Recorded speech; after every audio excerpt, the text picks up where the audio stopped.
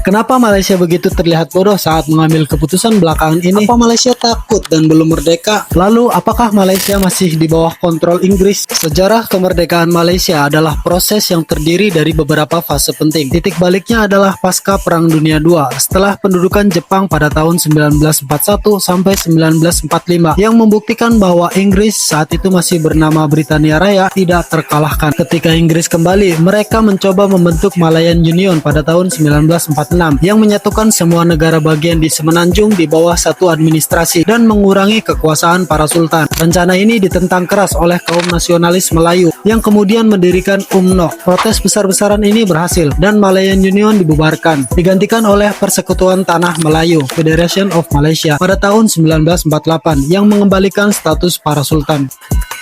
Entitas politik yang merdeka dari Britania pada 31 Agustus 1957 hanyalah wilayah di Semenanjung Malaya. Nama Malaysia sendiri pada saat itu belum ada. Negara bagian Sabah dan Sarawak di Pulau Kalimantan masih menjadi koloni mahkota Inggris yang terpisah dan belum merdeka. Negara Malaysia baru lahir 6 tahun kemudian pada 16 September 1963. Apakah Malaysia masih di bawah kontrol Inggris? Jawabannya adalah tidak sama sekali. Malaysia adalah negara yang sepenuhnya merdeka, berdaulat dan independen. Malaysia tidak berada di bawah kontrol politik, ekonomi, atau yurisdiksi Inggris. Satu-satunya kaitan formal yang masih ada adalah keanggotaan Malaysia di Commonwealth, yaitu negara-negara persemakmuran. Penting untuk dipahami bahwa Commonwealth adalah sebuah asosiasi sukarela yang terdiri dari negara-negara bekas jajahan Inggris. Keanggotaan ini didasarkan pada kerjasama, persahabatan, dan nilai-nilai bersama, bukan ketundukan. Raja Inggris saat ini Charles III adalah kepala Commonwealth, namun itu adalah peran seremonial dan simbolis. Lalu bagaimana dengan langkah Malaysia yang baru-baru ini mengambil keputusan besar yang menjadi perdebatan negara-negara ASEAN? Merujuk pada perjanjian dagang timbal balik atau Agreement of Reciprocal Trade yang baru saja dinegosiasikan antara Malaysia dan Amerika Serikat pada akhir Oktober 2025.